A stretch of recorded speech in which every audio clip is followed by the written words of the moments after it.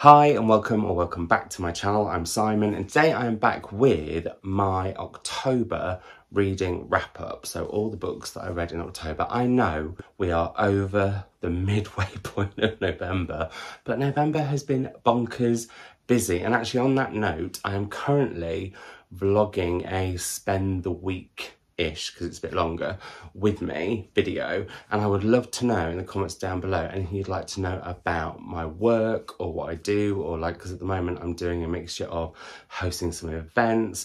I've got to give a talk on libraries on Tuesday. I'm going to be going to Story House for my new job tonight, and I was there yesterday actually. I've been doing prize launches and all sorts of different bits and bobs, so I just thought I would put that out there. If you've got anything you've always wanted to ask me about what I do work-wise, I will try and answer those questions in that vlog. Like I said, it's a weekish and I've got another about 3 or 4 days to go. As of Tuesday, it's my last event, author event of the year, although I will be, along with my mother, at Harris and Harris bookshop with the fantastic Kate, or Mrs. Harris as she's also known, and we will be her booksellers and doing some lovely things there over the weekend of the 9th and 10th of December.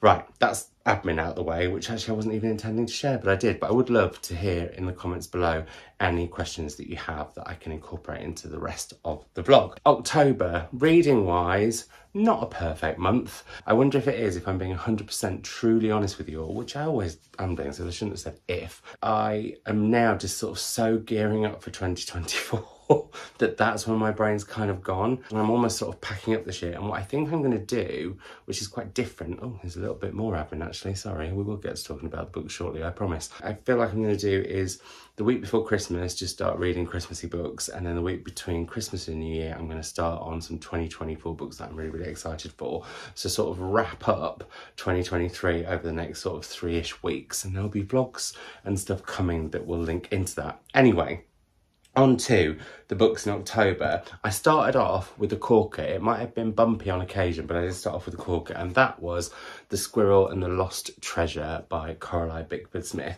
I picked this because at the start of October I wanted to be reading lots of autumnal books because autumn felt like it was really here. I thought this was fabulous. This is all about a squirrel who one autumn morning spots an acorn glinting on the forest floor, and it's what goes on from there. I don't want to spoil it too much other than to share, well, that's not spoiling, is hopefully this is tempting you with some images from the book, but it's just a very lovely story, and I just think her illustrations are just so wonderful. And this one, whilst it does have a bit of spring and a little bit of winter in it, it's also very much like autumn in a book, and yeah, I just can't recommend it enough. I've enjoyed all of her picture books, and I think this is my favourite alongside The Fox and the Star. So we have that. Then we had the book club choice for my Patreon book club. So once a month we meet up on Zoom, have a right old natter about one book, but also we talk about our favourite book of the last month, and we talk about now, which we introduced last month and it was brilliant, our least favourite book of the month, and the chats are fab. This was a book I would say overall most of us didn't really enjoy, although didn't hate. It's Willows by Sylvia Townsend Warner, and I think this once again highlights how me and blurbs on books don't get on, because the blurb of this book it's very short. Willows, so gentle and accommodating, has depths no one suspects. When she suddenly announces that she's leaving London and moving alone to the depths of the countryside, her overbearing relatives are horrified, but Lolly has a greater, far darker calling than family: witchcraft. And I was thinking, oh my goodness, this is going to be so witchy autumn vibes, and it didn't. Well, it did have them in the fact that there is sort of a witchy element, and there's definitely a devil-ish element. I don't want to spoil anything, but really for me this was about a woman who just sort of followed what people told her to do, and then finally escaped but didn't really escape from it. And I just felt like it lacked the sort of, I'm going to say, witchy wallop. It's not something I've ever said before. Maybe I'll say it again, I don't know. But it lacked the witchy wallop, well, I've said it again, that I was really hoping for when I picked this up. And I think In a lot of ways, at the time that the book came out, this would have been quite, oh my goodness. But for me, it just felt a bit, I don't know, I felt a bit meh about it. And I was really sad about that because I was so excited for it from the blurb. But as I've said, me and blurbs, we don't always get on. Blurbs obviously are there to sell a book from a certain angle. And I just think this wasn't actually selling the book that was, well, it wasn't selling what was inside the covers of this book that the blurb is on. That's a bit of a shame, but I am very much looking forward to chatting with Book Club, and my Patreon's link down below if you want to join. We'll be meeting on Wednesday this coming week to talk about The Cutting Season by Attica Locke. Looking forward to it because I love that. Anyway, that's the book that I'll be talking about in my November book wrap-up, reading wrap-up, and he said book haul. We're not there yet, although I'm going to try and be more timely with wrapping up November before December because December gets all jingle jangly. Anyway, moving on to the next book that I read that was also a book that I picked because to me this cover screamed autumn, and it is Lauren Groff's The Vaster Wilds. I just think that cover, I mean, it's one of my favourite covers of the entire year. I enjoyed this book, but boy did it take me a long time. It was the sort of book that when I was reading it, I was quite captivated with it. But then as soon as I put it down, I sort of would forget about it or be a bit like, oh, I'm not that fussed about reading it. And then pick it up again and be like, oh, no, I'm really, really enjoying this. I think I've realised that this reminded me of reading Lauren Groff previously, both with The Matrix, which I started and didn't finish, but it's not a DNF forever, because there is something about Lauren Groff's writing that keeps me going when I'm in it. And I remember reading Fakes and Furies and wasn't sure what was really going on at first, and then got more and more involved, which is about a marriage told from each of the couple's perspectives, which I thought was brilliantly done. I felt like with this one, actually, and it sorry to keep going on about The Matrix, but that's what sort of ended up me not reading The Matrix. There was a lot of hints at the past, but not much clarity. And I know that's something that, well, I'm assuming because it happens with this one, that's what you get with The Matrix, which is why I think I will go back to it. Also, the fact that that's about nuns and I live opposite a house of retired nuns, which is lovely. This is about a young woman who is on the run, and we don't really know what from or where from. We know that she's in the wilderness or the Vaster Wilds. We know that she's having to very quickly kind of survive in literally nature, and nature is both a good and bad character within this book, which I really loved. There were some really interesting scenes where she interacts with men, and I found what Lauren Groff was trying to say there really, really interesting. And actually there's one, she sort of talks about one particular character who is chasing this woman for like a few paragraphs, and I was like, I could have just done with a bit more of that, because it felt like there was a bit more meat on the bones at that point, because there's a lot of mild peril in this book and sense of atmosphere, and I can't quite work out if it paid off or not. So it's a really, like, I like this book a lot, and I'm glad I've read it, and I did get to the end. It just took me a really long time, which I was surprised at because it's quite a big font and it's not massive. It was just that sometimes I was really confused by what was going on, where we were within her narrative and where we were going. And that's actually something that could be quite interesting to talk about if any of you want to talk about the ending of this book in the comments below. Obviously, if you're not wanting any spoilers, don't go looking at those comments. But yeah, an interesting read. I don't feel like I'm done with Groff. I feel like I want to try and go to The Matrix. I really, really want to read The Monsters of Templeton. So if you've read that, please, please, please let me know if you think it's a me book, because I feel like out of all of her books, that's probably the one that's going to get me, or maybe some short stories.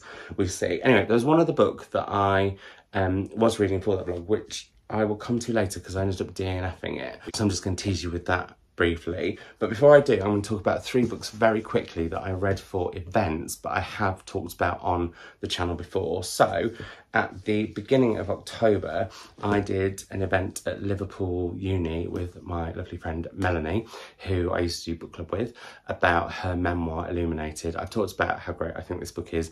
I have now done, I think it's 4 or 5 events with Melanie. I did my last one for the hardback last night at Chester Literary Festival. What has been brilliant is that I was slightly nervous doing 4 events because I was thinking, gosh, are we going to have like enough to talk about? We have talked about so many different things at every event that this book brings up, from autism to celebrity to the north of England and our love of it, to childhood memories to finding about our cultural past to just so much, and it just brims with it.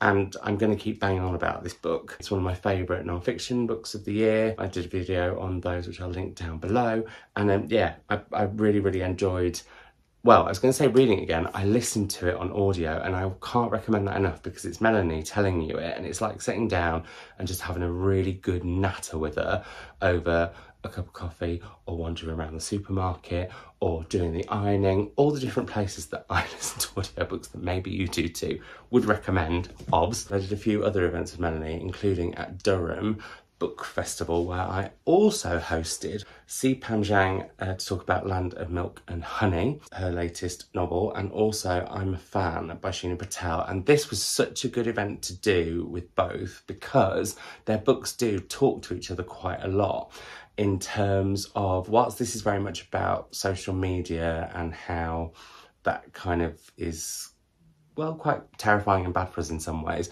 this book is the polar opposite because there's no real social media in it, or well, there's no real communications in it or technology in it.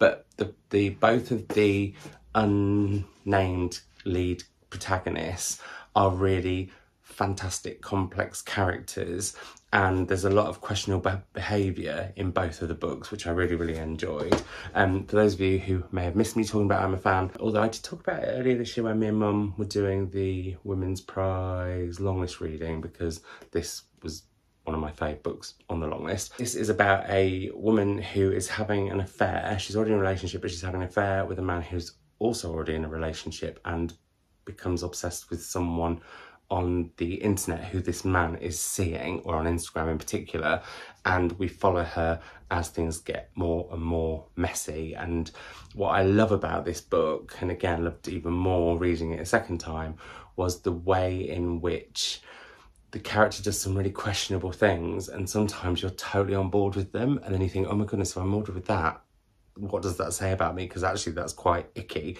and I think that's brilliant about this.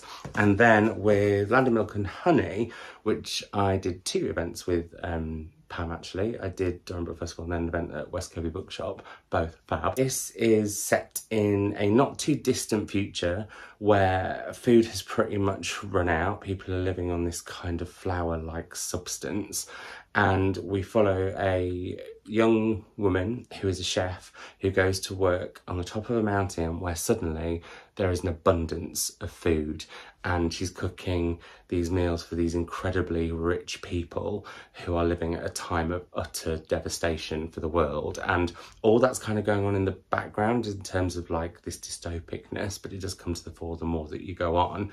And it's just a book that's brimming with lots of questions. And yeah, I'm really glad that I read this second one, because the first time I sort of rushed through it because I loved Pam's debut so much. I was so excited to read this.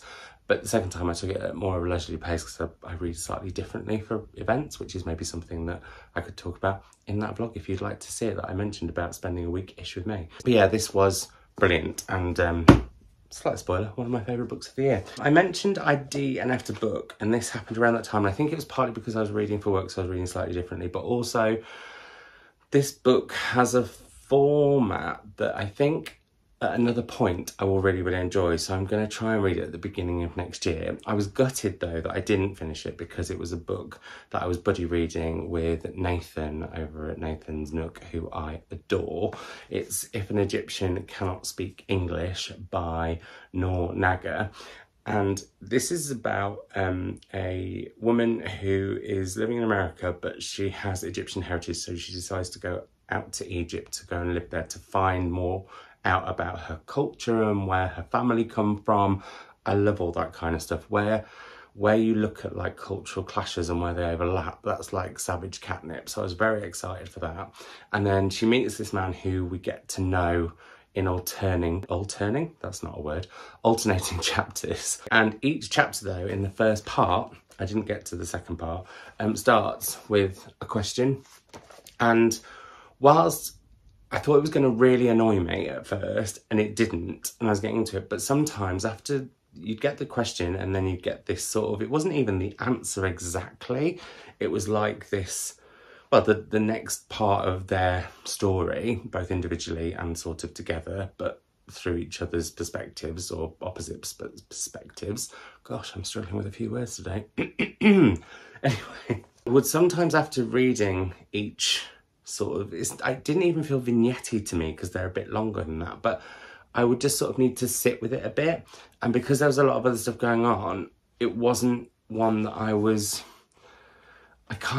feel like it's one that I wanted to devour but couldn't, and therefore that held me back a bit from engaging with it totally. And I have realised that if I spend too much time with a book, and actually it almost made me give up on, I'm not going to get that one, The Best of Wilds. No, I am going to get that one. Hang on. This one. It almost made me give up on this, because I think if a book is taking me too long to read, I just start to get a bit frustrated with myself, and therefore sometimes project that onto the book.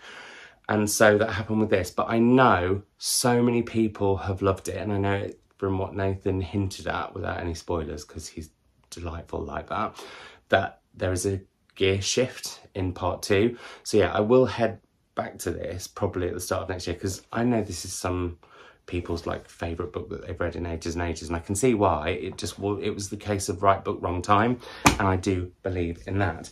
Now, next up was a lovely gift that arrived in the post. It was from my wish list, which is linked down below, and it's from Fiona, and this is The Animal in the Room by Meghan Kemp G, which is a poetry collection. And after DNFing, for now, not forever, If an Egyptian Cannot Speak English, I wanted something that I felt like I needed something that I could complete. And so I sat with these poems on and off during one day, and I really, really enjoyed them. Partly because, again, actually, that cover is very autumn, and the deer are really appropriate because there is a lot of nature within these poems. So you have quite a lot about deer, quite a lot about wolves. It's very much woodland creatures, but also it's looking at the human condition through animal, almost like animal instinct. It's like there's these layers between the poems that are human and animal, or vice versa. And that I found really fascinating. So I was really, really thrilled to read this, really enjoyed it, would definitely recommend. And it really linked into the next book that I picked up, which was a short story collection, or is a short story collection. And that is Gunflower by Laura Jean McKay, who came to West Kirby and did an event at West Kirby Bookshop. And I was so excited because I read The Animals in That Country, which was Laura's debut novel, a few years ago, when myself, Julia, Jacqueline and Natalie would do the Readings Prize shortlist. And that was a book, and this does link, that's why I'm saying this, because sometimes tangents are just tangents without reason. This is a tangent for a reason. That book I thought was incredible. It was about a pandemic where people could hear what animals were saying and thinking, and very much like I was talking about with the poetry collection, The Animal in the Room, this is looking at situations now and potential situations in the future, often with humans, but also through the eyes and voices of animals. So for example, one story is about chickens who are in caged hens basically, who are just producing eggs and other chicks. And then you have the big story in the middle, Gunflower, that is all about a boat where people have to get to and off any sort of country's, I was going to say airspace, but that isn't right if it's a boat, you know what I mean, in order to be able to have abortions because they're no longer legal around the world. And there's just so many, there's one which is all about a cow who has a hole in its stomach and looks at, well, I don't want to spoil it, but suffice to say, it's very much both about what we are doing to the planet, what we are doing to animals, giving animals a voice, which is often quite uncomfortable to read, but boy is this gripping. I couldn't put it down. And just hearing her talk about it was so brilliant because she just had so many incredible things to say. And yeah, I feel like I haven't done that justice, but it's always quite hard to sum up a short story collection, but I thought this was brilliant. Really powerful stories, and in some ways reminded me of Caris Davies in the fact that it's not about twists, it's about surprises, and each of these stories will surprise you. I mean, some of them are absolutely hilarious, some of them are utterly horrifying, and some of them are heartbreaking. You've got the whole gamut, and I really, really, really enjoyed this. I thought it was, in fact, enjoy isn't quite the word, because sometimes I was like, ugh, when I was reading it, but I think that sometimes is necessary. Anyway, on to some non-fiction, which I actually started in September, but didn't finish until October, and that is Natalie Haynes' Divine Might, Goddesses in Greek Myth. And again, I think possibly my mood has been a bit all over the place, because this was one of my most anticipated reads of the year. Just to say, I absolutely blinking loved it, but I went in possibly with the wrong expectation, because I thought this was going to be all the stories about the goddesses in Greek myth. And what really this is about is how, obviously about those myths, because you need to know a little bit about them, but then looking at how they have affected pop culture.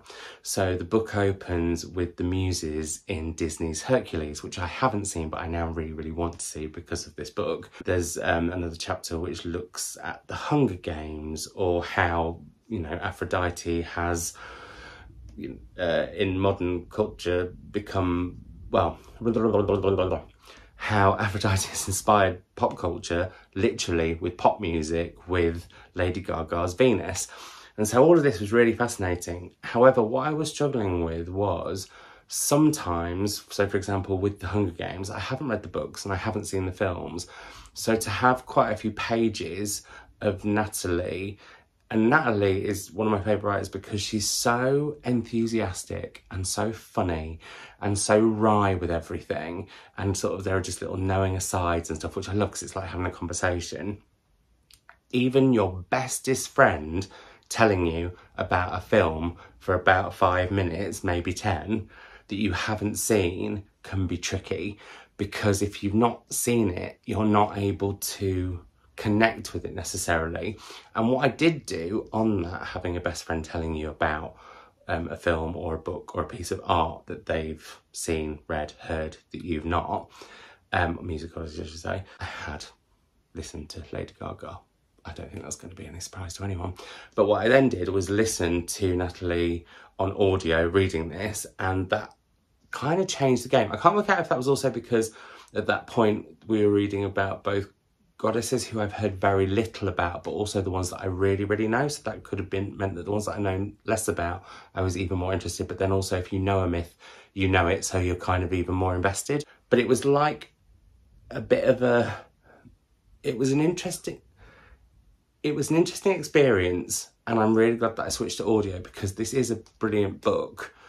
I think I probably just expected something a little bit. I think I was expecting Pandora's Jar 2, and this is, and it isn't. So that's more my fault than the books, because that's my expectation. And I hadn't read the blurb, and I don't think the blurb gives that away anyway. Anyway, suffice to say, love Natalie Haynes, really enjoyed this book. Would highly recommend it on audio particularly, because I just think having Natalie read you this is just such a treat. So, second audiobook mention of October, and funnily enough, non-fiction. But ultimately, we have the book that was my Savage prompt pick for October. So for those of you who may have missed it, me and my mum are doing 13 prompts this year that were suggested by you, that we picked out randomly from a trifle dish at the beginning of this year.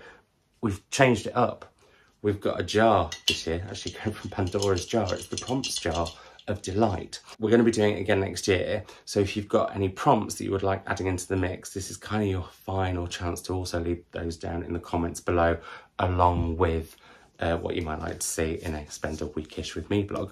I'm going to keep mentioning that. Lots of you lovely lot suggested these prompts. We picked them all out, and the prompt for October was to read a book with food in the title. And I could have included Land of Milk and Honey, because honey, food. I was going to say milk was food, but it's very much a drink.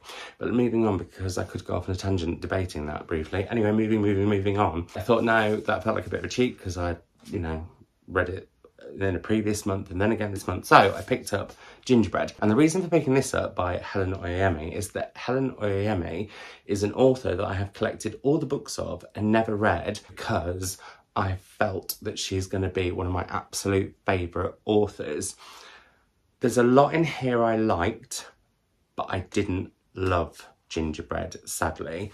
It starts off with Perdita and Harriet. Perdita is a schoolgirl, Harriet is her mother, and Harriet's gingerbread is infamous. Like, it tastes different to every person, it brings people all sorts of feelings.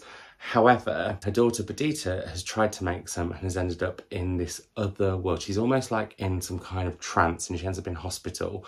And when she comes round, she says that somebody has, well, or not even somebody, but something had taken her somewhere else. And we go back to her mother's childhood in this country that doesn't exist as many people believe, apart from if you've been there.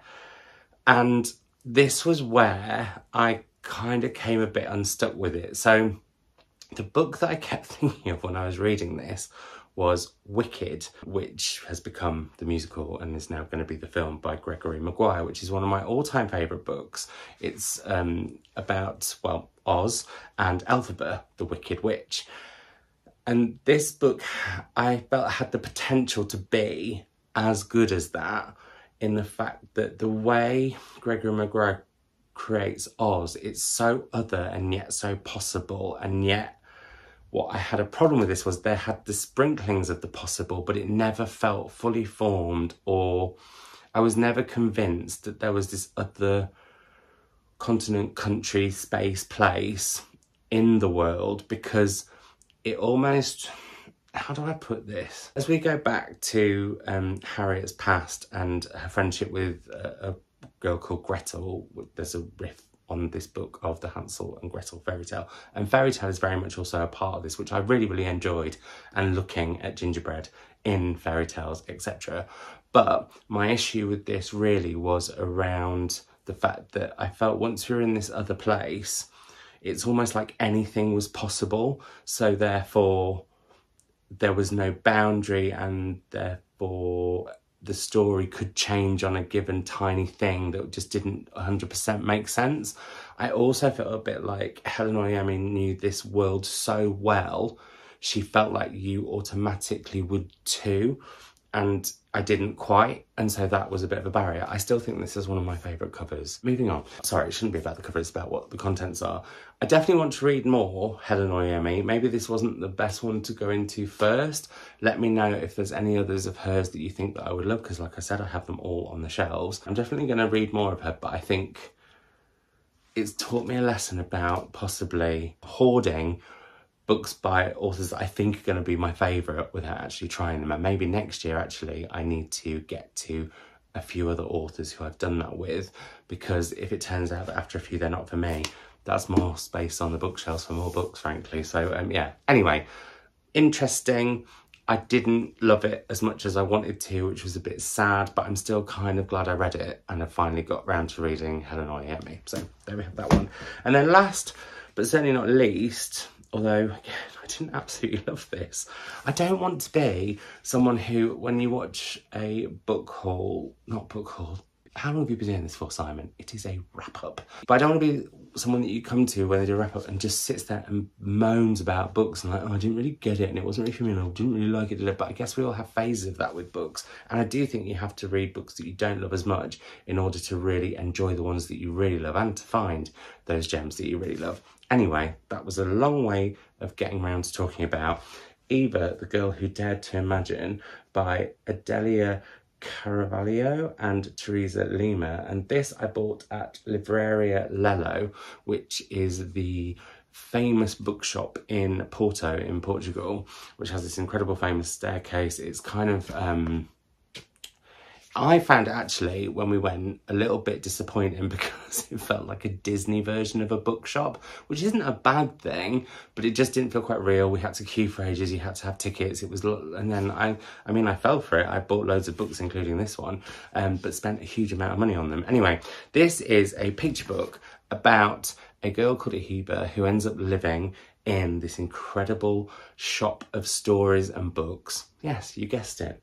the very bookshop that I bought it from. We follow her after imagination is banned, basically, so you're not allowed to imagine that there could be such a thing as a unicorn. You're not allowed to imagine you're invisible, or you could shrink, or you could become a giant. I mean, the images are absolutely gorgeous, and indeed, this is sort of a depiction of the famous staircase within the shop. I thought that was wonderful, but the story was very thin on the ground, and in the end just ended up sort of really promoting the bookshop, which I shouldn't be surprised at, because that was kind of why it was made.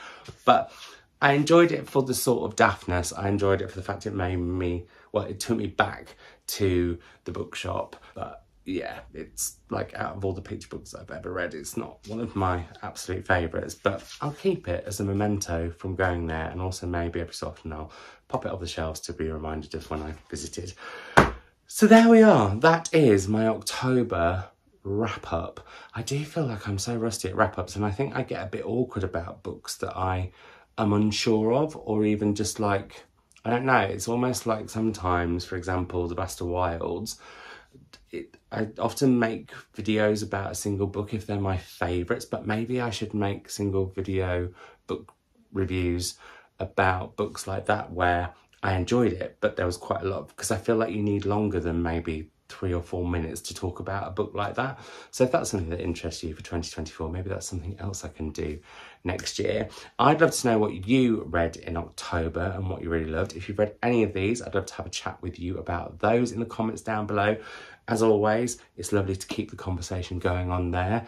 As I said earlier, I would love you to let me know anything you'd like to see in a Spend the Week-ish with me video, and also any books by Helen Oyeyemi, or other books by Helen Oyeyemi that you think I would really, really love, or indeed a Lauren Groff that you think I'd enjoy. Particularly, would I like The Monsters of Templeton, because that's the one that I feel is like calling to me. I'm going to go, because otherwise I will go off on lots of tangents. But yeah, all of those things, let me know in the comments down below. As I mentioned, if you want to join in with Book Club on Patreon, that's linked down below, as is my wish list. Thanks again, Fiona, for sending me that book. It came at just the right time. And my Instagram, my ex, the artist formerly known as Twitter, are linked all down below. And I will see you in another video very soon. Keep chatting to you in the comments below, and see you in another video very soon. I did that out of order. I'm going to go. Bye.